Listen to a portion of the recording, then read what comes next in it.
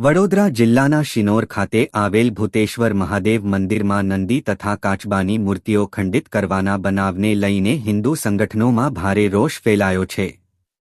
સમસ્ત હિન્દુ સમાજ, દુર્ગાવાહિની અને બજરંગ દળ દ્વારા શિનોર મામલતદારને આવેદનપત્ર પાઠવી તાત્કાલિક કાર્યવાહી અને નિષ્પક્ષ તપાસની માંગ કરવામાં આવી હતી। ઘટનાને પગલે શિનોર સેવાસદન કચેરી તેમજ સમગ્ર વિસ્તારમાં પોલીસનો ચુસ્ત બંદોબસ્ત ગોઠવવામાં આવ્યો હતો।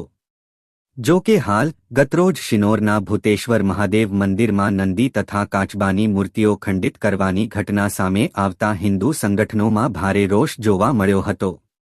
ઘટનાના વિરોધમાં સમસ્ત હિન્દુ સમાજ, દુર્ગાવાહિની અને બજરંગ દળના આગેવાનો અને કાર્યકર્તાઓ શિનોર સેવાસદન કચેરી ખાતે એકત્રિત થયા હતા।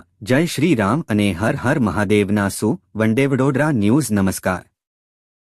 મારું નામ વ્યાસ પરેશભાઈ ભાસ્કરભાઈ છે। વ્યાસ પરેશભાઈ ભાસ્કરભાઈ, શિનોરનો રહેવાસી છું। વિશ્વ હિન્દુ પરિષદ અધ્યક્ષ તરીકે મારું કામ છે।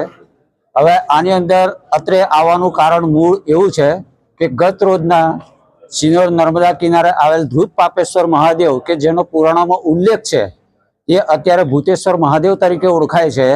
એવા નદી કિનારાના મંદિરની તપાસ કરીને જે પરિક્રમાવાસીઓ આવે છે, જે આ નામને શોધીને દર્શન હેતુ આવે છે, એવા દર્શનના જે દેવસ્થાન સ્થિત ભગવાન છે, જે મૂર્તિ છે, એને ખંડિત કરવાનું કોઈ ધર્મવિહીન માણસે કામ કરેલું છે।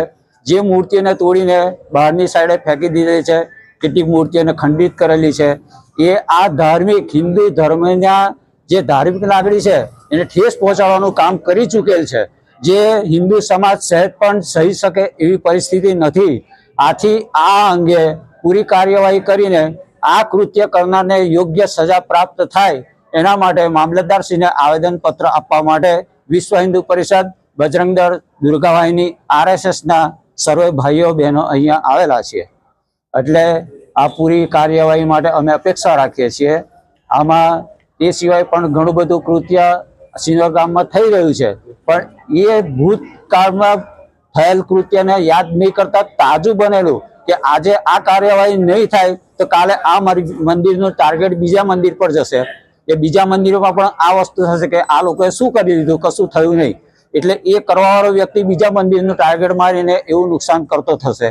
એને અટકાવવાનું કામ જે છે એ કાયદેસર છે। એ કાયદાને જાણનાર વ્યક્તિઓને આ કામ સોંપવા માટે અમે અહીંયા આવેલા છીએ।